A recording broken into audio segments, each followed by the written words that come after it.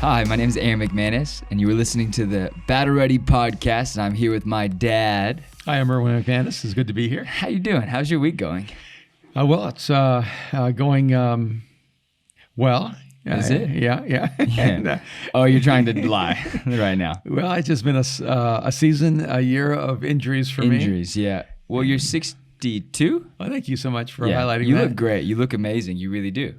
But I was playing basketball, and we played for a couple of hours, maybe 2.5 hours. And the last play, one of my friends who was on my team ran full speed and didn't see me, crashed into me, and popped my shoulder. So I'm going to go from here to the doctor's office and get x-rays to make sure it's popped back in properly. Matt came home. I live with Matt again. I've lived with this guy like 4 different times. I he told gets Matt married not to and say anything. You did tell him to not tell me. He walks in, I was like, how's my dad doing? He's like, he's not. He didn't say anything initially, but he's bad at lying. And so he's staying in my house for a week. He's getting married, and he told me you got injured again. Every time you play basketball, you get injured. Are you going to stop? No. No? No. I think it's time to switch over to golf. No, I do think so. I think it's time for golf. I mean, there's nothing wrong with golf except that it's golf. No, it's... I'm not going to do it. Okay, so let's jump into this today. Your week's been okay. We are getting ready for the conference that we're doing with Mosaic, which is exciting. It's really fun. We shot a family thing today. Yeah, it was really tense. That was not as fun. It's always fun having your family together. It's a little stressful, to be fully honest. Like, working with our family is nice. Like, there's nice things about it. It's nice to know your family is close. It's also very stressful to know your family's that close. We're a super close family, but everyone is sort of a type A personality. Yeah. Very driven, very competitive, very creative. So there's a lot of chemical compositions happening that create a volatile environment, which is fun and also dangerous at the same time. Yeah, definitely dangerous. And then we have Jake Goss, and he's just like the sweet angel of the family. We've brought into the... Yeah, he's like a beautiful human being. And he's unfazed. That makes him wonderful. It does make him wonderful. But there's something I want to talk about today. What do you want to talk about? You had a conversation with a friend. Yep. And they basically challenged you to see if anything you do is original. But this is how it happened. Friend comes over, computer's open, with my notes. I'm working on a talk. Mm-hmm. And they go, "Oh, so you just steal ideas? You don't actually create. You're not actually a designer." That was the quote. So you just steal ideas. You're not actually a designer. And I'm still very hurt by it. I'm laughing, but I'm actually hurt by it. It's really funny because last week at home with my wife, your mom, Kim, I showed her one of the new pieces that I've been working on, and she goes, "Well, who designed that?" And I said, "Well, I did." Yeah, but who really did it? It's so frustrating when people won't give you anything. Yeah, so I thought it was pretty funny that I said, "Honey, this is how you can know I did it. See, if I didn't exist, this would not be created." Right. And if I wasn't in the room, this would not have happened. But let's talk about that, because I think it's an interesting spectrum from stealing to, let's say, uniqueness or originality, or being inspired by, right? Because I've experienced it on multiple levels. Okay. You have people steal your books all the time. I have people who openly say they stole my books. My favorite story is that like a really well-known speaker that a lot of people would know. We flew to a city right after they had just been there in Europe, and you sent the notes over for your talk for that night, and they were like, "Oh, that's amazing. This person just gave this exact same message." Actually, it was after I finished giving the message. Oh, okay, right. It was the next day. Next day. And he said, you stole this person's message. I said, "What are you talking about?" And he showed me a clip from that person's message. No, he thought it was like this miraculous moment, because he said it very kindly. Yeah, and they took my exact message and replicated it, and just happened to be preaching it around the world before I got there. But the worst one was, a guy sent me this from South America, from Ecuador. He said, "Hey, this is awesome," because he didn't know any better. He said, "This guy has taken your exact message and memorized it and preached it." And this guy preached to, I don't know, like 15, 20,000 people.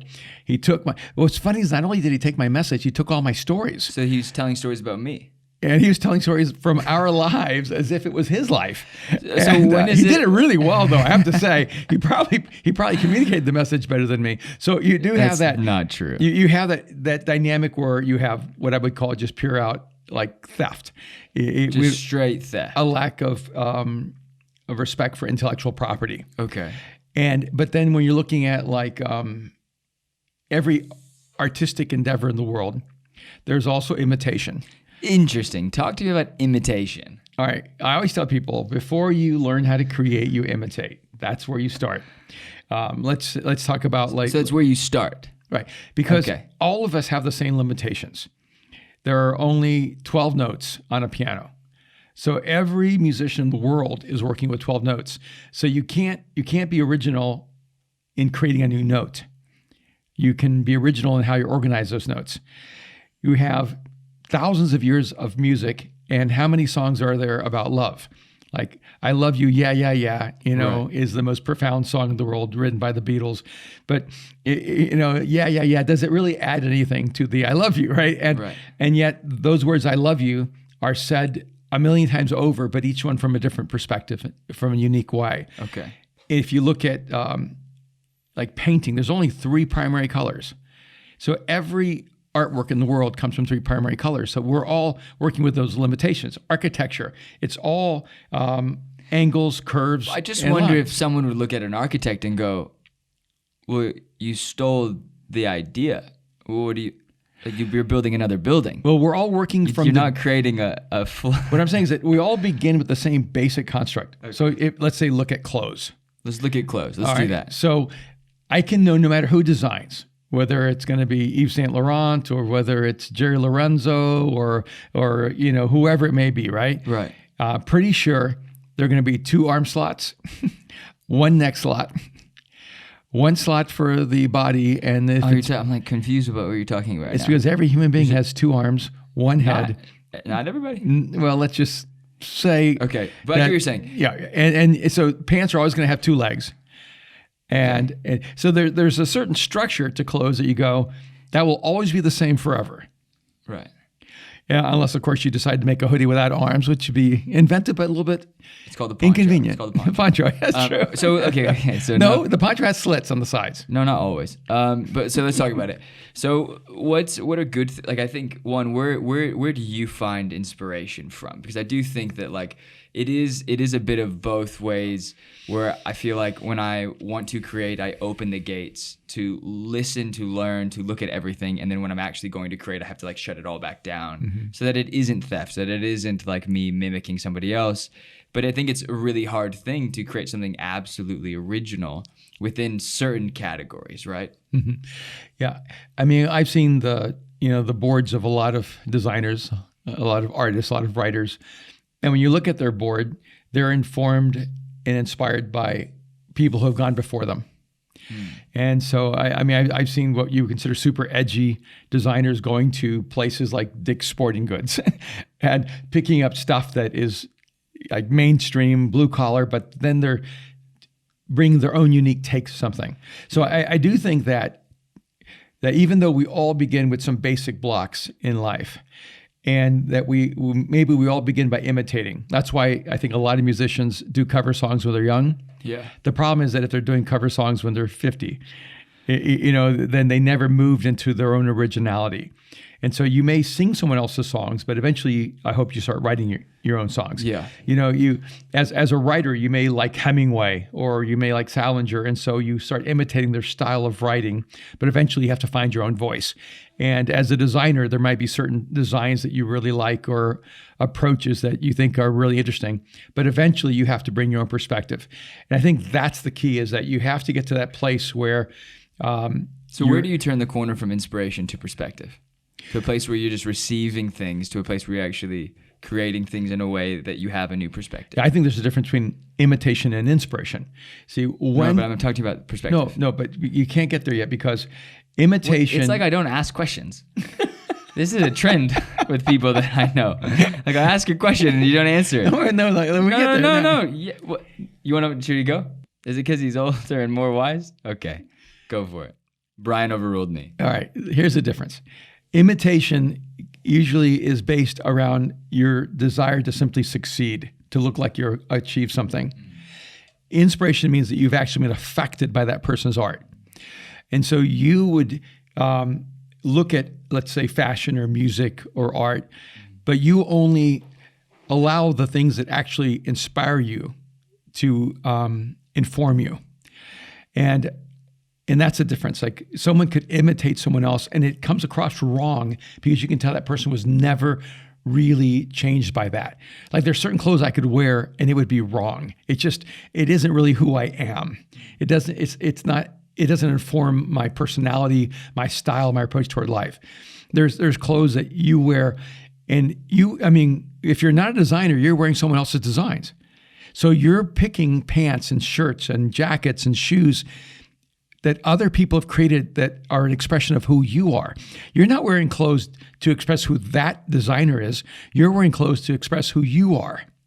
And so then perspective is, oh, I really love this jacket, but if I had designed it, I would have done this differently.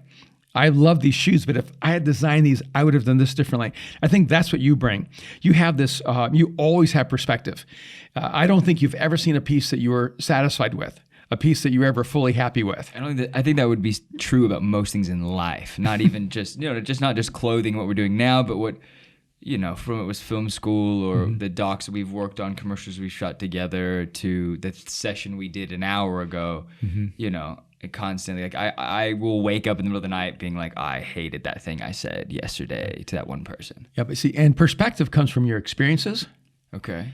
And it comes from, in a sense, like your approach toward life. Right. So when you wear clothes, you immediately go, I can't wear this twice, it's not comfortable. Or you'll say, yeah, I just don't like the way this sits on someone's shoulders. And so you immediately... I would actually do that? Yes, you do. Yeah, you move to two things. I think one is functionality. You're a minimalist in that regard. You want to use the least amount of material. You don't like anything really gaudy. You like everything really as minimal in its approach. But you're also like, you have a sense of aesthetic. You want it to be really beautiful. I just want it to I want it to have value, and it's different, right? Like I think you hate cheap things. Hate cheap things, but I don't need a lot. Like you walk into my house and there's like a couch and a TV, and that's pretty much it. It's hard to know if anybody lives there. It is very hard to know. And then I was watching James Bond the other day. What was the most recent one? Spectre. And he walks into his house, and then his friend comes in and goes, "Did you just move in?" And he goes, "No, why?" And there was just nothing in the house. It's like, that's like the way I see it. Why would you furnish it? I don't understand. So perspective comes from experience. Perspective comes because you want to say something unique through that medium. Do you feel like a lot of people try to have a perspective before having actually experienced anything? Absolutely. And that's where we get maybe bad art or bad clothing. That's also where bad films. Yeah, where you get like $10 fashion. You know what I mean? It's like, Yeah, well, yeah, and so much of that is stolen and ripped off. But what I'm actually asking is like, does it go deeper? Does it cross the format of like, do you feel like people try to jump too early to perspective before they actually experience anything? I think so. I think I had my first book contract offer when I was 29, 30 years old. I turned it down and didn't publish a book till I was 40. Do you regret that? I don't. Yeah? Why don't you? Because I wanted to wait till I had something I really wanted to say. You left a lot of money on the table. I did. There's a lot of people now who take that contract. I know. It's a bad contract. I've never been driven by money. I always looked at things and thought, I want to be able to be proud of this 100 years from now. Do you think that you would have lost longevity if you had published earlier? Because now you've 10, almost 11 books later. You have a 12th one coming out. You're on book 10 or book 11? Book 11, Book 11, yeah. Yeah, being timeless was more important to me than being timely. Okay. And leaving something that mattered was more important to me than having material. And I actually think that when you chase money, you end up chasing your tail. And that you need to chase. It's okay to chase doing something meaningful. It's okay to be driven to be successful. I'm all for that. Yeah. I just think that the success in it can't be, I just want to be rich. Yeah. And you see that with people who publish 40, 50 books by the time they're like 45 and, anyways. But let's go back to this. All right. So you have your friend who says to you, do you create anything on your own? Apparently not. Apparently not. It really bothered me though. Like it actually, like when you don't really know someone enough to be like, no, like sit down and apologize. No, because take it back. But I think I married that.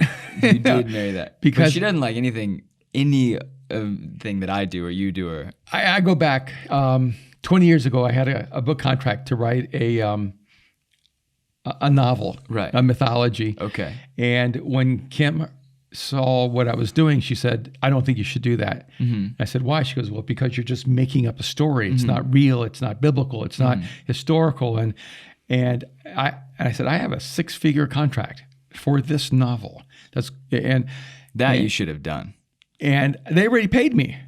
And you paid it back? I renegotiated the contract. Else. Yeah. Okay. So because my wife did not want me to write a make-believe story, right, I gave up that contract. And then The Shack came out, and she loves The Shack. And wait a minute, that's a make-believe story. And that's a bummer. And then she loves Lord of the Rings, and then she loves, The Hobbit. And all. And wait a minute.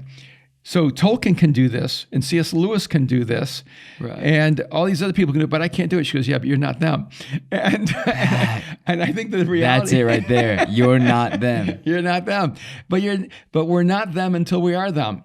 But right? But also same friend did say something too though, but we'll go back to that. Okay. Do you want to vamp on that for a little bit? No, I just think that a lot of times we don't give ourselves permission to be inventive and creative and imaginative. But I'm inspired. Like I was inspired. I grew up reading Heinlein and Norton and Bradbury, and I grew up, reading Tolkien and Lewis, and they inspired me. So I'm not imitating their stories, but I'm definitely informed by the imagination of their stories, and I love Braveheart. I love Gladiator, right? Okay, what does that have to do with this though? No, I'm saying, so I write stories, and I write in the theme of, I can hear. You're referring to a new project you're working on. Yeah. Okay. So I'm working on a graphic novel. I get it. Yeah. Yeah. So now You haven't actually said that out loud. No, I have. I just finished a graphic novel. I just got the draft. I'm and it's a mythology, and it has magic and myth in it, and just like Tolkien and Lewis. Right. and so it's original. And you worked on it with like someone so like actually legit, like because I wanted someone in the graphic novel world who was really Superman legit. And Spider-Man and yeah. It's taken 2 years to do this. I'm going to the question of imitation. Like, so there's some things that are the same. I have a hero. Right. I have a band of people. I have enemies. I have good guys, bad guys, kingdoms, empires. Right. And so that story's been told 1,000 times before. But I have a unique perspective, and I have aspects of the story that are in no one's story, that are unique to my story. And so I think what you have to do is realize that we're all imitators to some degree, but creativity really is imitation at a distance, where a person isn't going, oh, you just translated what they're doing over to you. You were informed, inspired, and then that catapulted you toward your own expression. It's like a whole episode right there. I think we're good. No. Not, and then you said your friend came back and said something else. No, she didn't. They didn't say anything. They had previously said a contradicting statement, right? Also, like this is we're having it. This is in good fun, but I do think it is hard to. One thing that I think I find myself putting myself in a box is, what was the phrase that he said? You're not them. Oh yeah, when Kim said to me, right, you're not them. You are not them. I think there's always like that internal voice that's telling me like, can I achieve the thing that is not necessarily my natural path, right? Mm-hmm. Like I think if I were to go and say like I'm going to be the greatest communicator in the world, at some point I have maybe have a shot. Like you're a great communicator, Mom's a great communicator, Mariah can sing, like it's in the blood. Like if I focus, I can do this. Making clothes, doing other businesses, it's off the natural course. Mm-hmm. But that is one when you discover so many new things inside of yourself. But also it's one of those things where I'm like, do I put myself in a box of fear, going, you're not them? And then it's hard when someone voices it, and you're like, no, you're right, I'm not. But then am I trying to be someone that I'm not? And so like there is like this. Not that the identity is so fragile. Mm-hmm. But when you are like embarking and creating something new, you do start to establish like, who am I inside of this space? Who am I inside of these moments? And then you kind of like bounce it off of ideas. And then what I realized that my friend said this, that like they were reading a book, you cannot ask, there was 5 questions. There was like, anyway, they're reading this book, they were talking about like, you cannot let the people super close to you decide on certain things in your life, because they're only going to give you what you want to hear.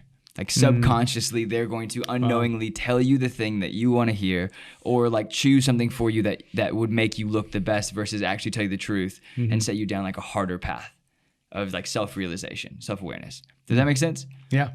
And I think I wonder if the people I put in my life, though they are amazing, they keep me like uplifted and going forward, motivated, they maybe tell me the things that I want to hear. Am I asking the right people? Do I need like a new panel of people in my life that I can bounce ideas off of, and they can tell me like, that's actually trash and you should throw that away, or like you're imitating something and you're not actually creating something new?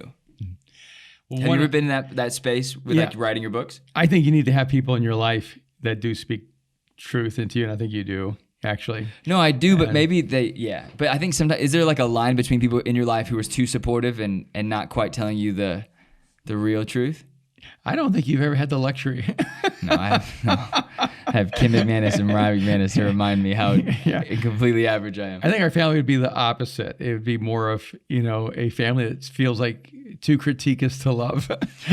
It's like, I love you, but can you change? And to fix this. I mean, I'm a ruthless critiquer of my own approach. I mean, after every time I spoke, I would go back meticulously through every word in my mind that I spoke, every word I mispronounced, every sentence I didn't structure well. In your talks? In my talks, yeah. It's brutal. And, so I would just do that on my own. And I'm really critical. Writing is really important to me. The number of words in a sentence matter to me. The construction of a paragraph matters to me. I'm meticulous with every word in my books. And the graphic novel, I spent this weekend going through it for the 100th time and editing it one more time, just cleaning it up, making sure everything is exactly the way it needs to be, and looking for the flaws in the storyline. And I just think that's a part. If you love something, the details matter. And when something really matters to you, the way it's expressed is important. And I know when we were working in fashion years ago, like you would look at a bag with, oh my goodness, I don't know, 5,000 stitches, and you would find the one stitch that was out of line. I looked at your jacket the other day and found, but I think that's just a compulsive OCD that we're working through. No, but I mean, even when we were editing films, you go back 4 frames and you'd see in the corner where it was blurry, and so I think a part of the process is that some of it is making sure that the overarching image is expressing what you want, and some of it is to make sure the details are expressing the beauty that you want to bring to the world. So how much of it is detail, and how much of it is, how much do you let go? How much do you let go through? Because I think that one thing I've realized in like as I get older, that the details matter, but I'm learning to pick which details are the right ones to fuss over, to like obsess over. Right. And go ahead. No, go. I'd say, and when one of my underlying themes is the beauty is in the imperfections. And my thing would be like, if you don't no imperfections. No imperfections. If you don't achieve perfection, then you've failed. That's like a masochistic perspective. Right. And we're going to fail all of our lives. Yeah. Because you'll never achieve anything perfectly.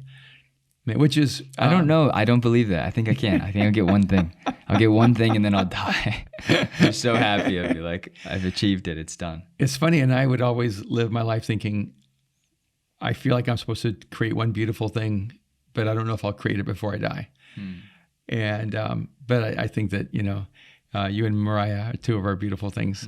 So see what he does. See what he does there. It's so warm and fuzzy. Yeah, it's a good thing. It is. But... Okay, so where do we go next? I think this is important. People are listening. If you're starting something from scratch, find the people whose approach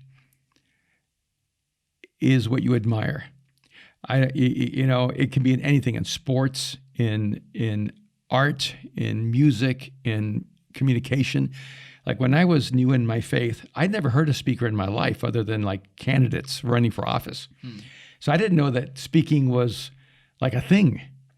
So here I'm basically 20 years old going, wow, there are people who get up and talk, and they're really good. And so this is old school, so I would get cassette tapes, and I would have cassette tapes mailed to me while I was at University of North Carolina, and I would listen to these talks nonstop. And I wasn't listening for the content.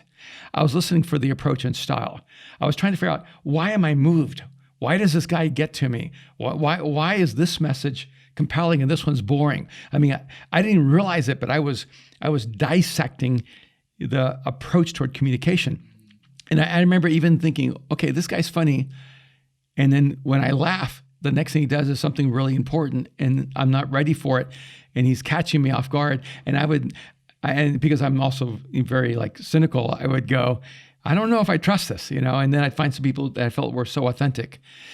I actually think at first you just want to study greatness, and I didn't know that like choreography, there are moves that are actually like trademarked. Like choreography? Yeah, dancers.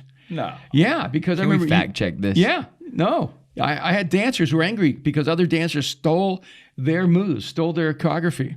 Okay. And they would say that person isn't original. They're just dancing the same movements that they've stolen from other people.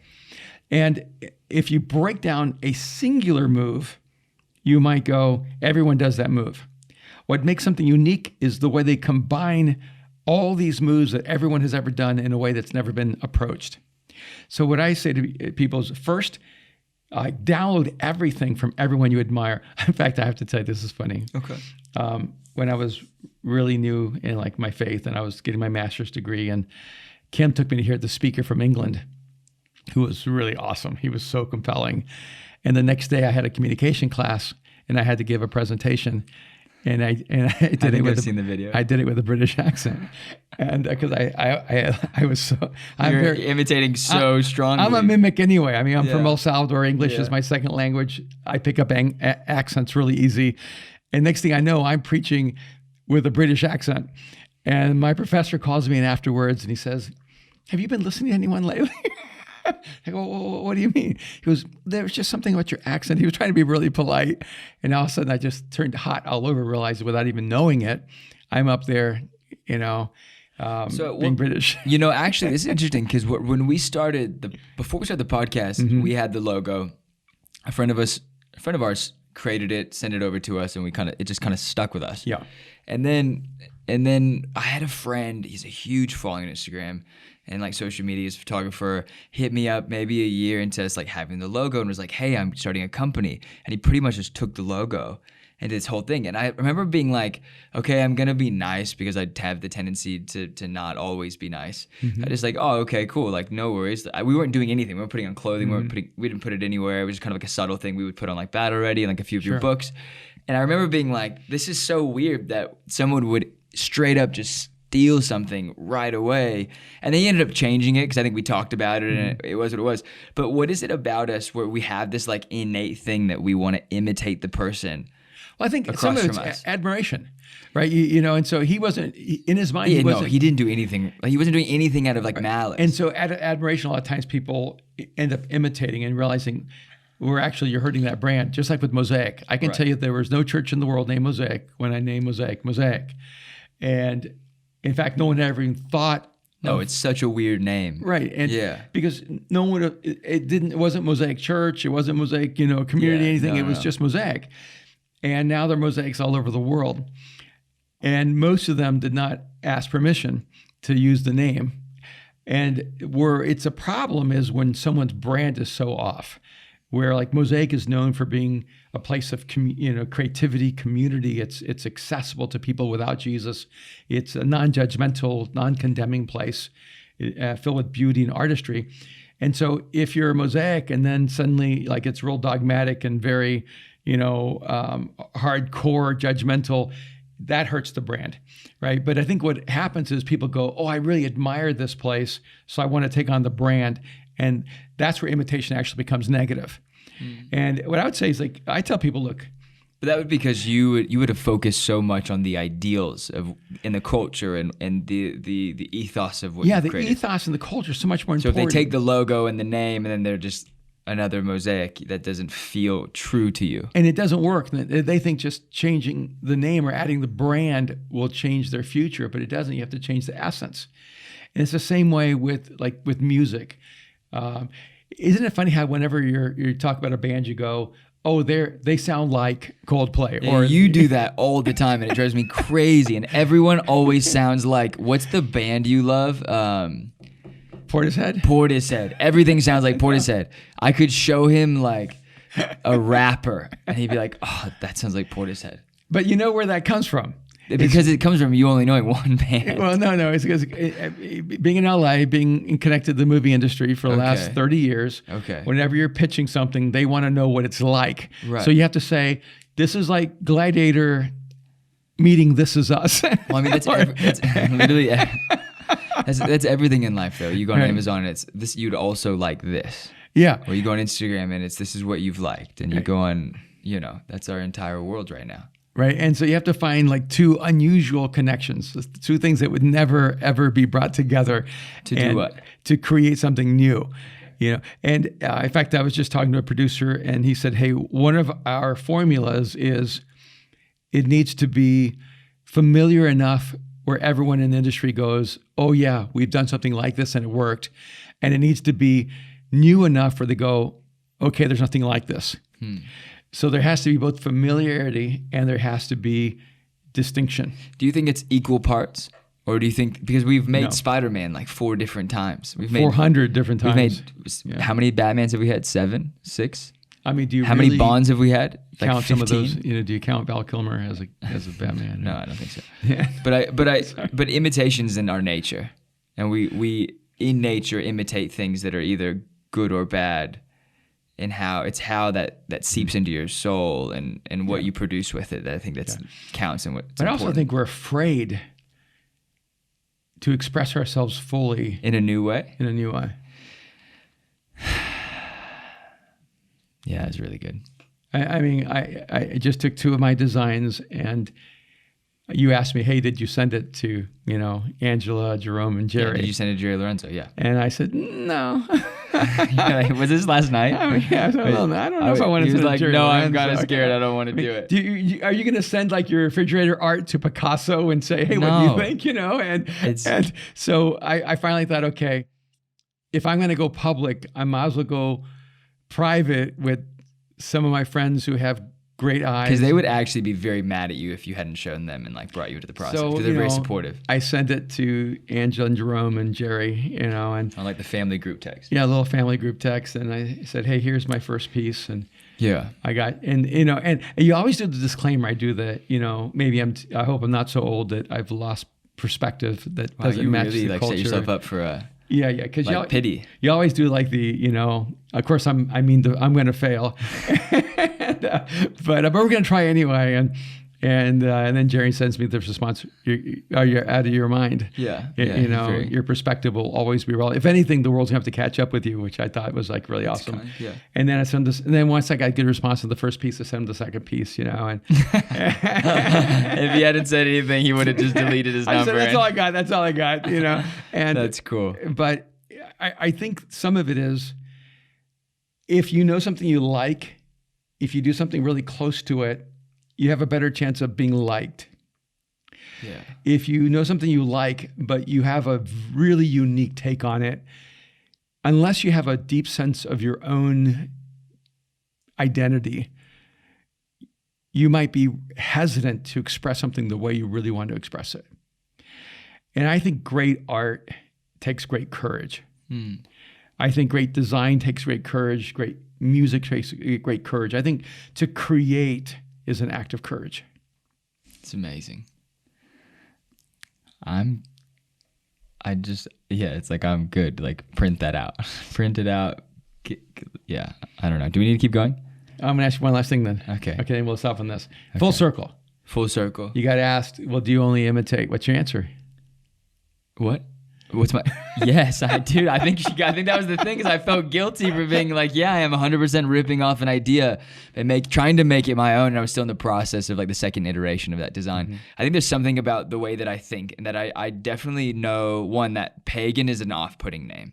So we've got to create familiar design to bring people in to a level in which they feel like they're a part of the fringe and the outside, but also it's something they can wear around their world. See, I'm going to push back. I think pagan is an awesome name. I think it's an awesome name, but every time we say it, they're like, what?